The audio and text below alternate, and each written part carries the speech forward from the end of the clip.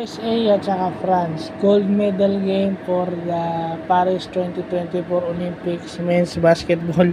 So, obviously, alam na natin kung sino dapat ang manalo doon. At yun ang nanalo. Yung Team USA. Well, ang obvious doon, it's not the size of the USA. Kasi, hindi naman ganun karami ang ginawa ng Hindi naman ganun karami ang ginawa ng big man nila, no?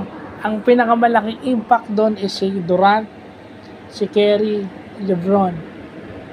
Yung tatlong yun. Yun yung pinakamalaking impact doon. At ano ba yun? Isang gwardiya at saka dalawang wing player, dalawang forwards. Actually, you could put Durant on the shooting guard. Pati si Booker, may impact din si Booker. So si Booker is a guard. Shooting guard si Devin Booker. So, yun yung may impact sa laro na to. Even Anthony Edwards, may impact din sa laro to. So, it shows yung wing, no? Offensively. Pero defensively, dahil ang US is napaka-versatile offensively with Anthony Davis that can guard.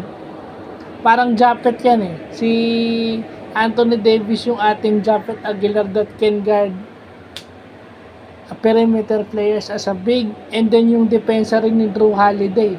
Malakas na gwardiya si Drew Holiday on defense. So pwede kanyang bantayan na on the perimeter, pwede kanyang kuhanan ng bola. Ganun ka-versatile yung USA. Lumabas yun ng game na to. Paano mo pipigilan si Durant?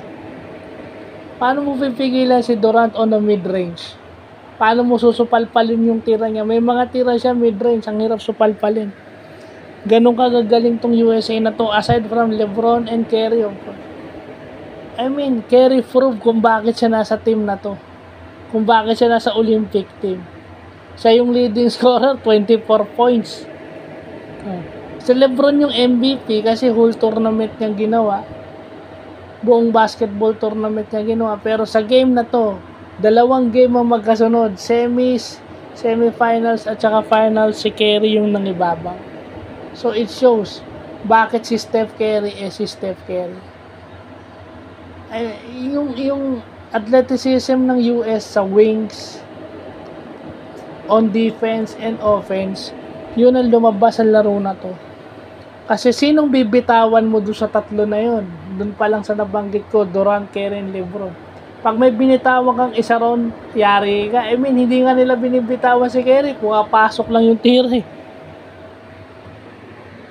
So, yun lang. Congratulations to Team USA for winning the gold medal. So, yun lang po.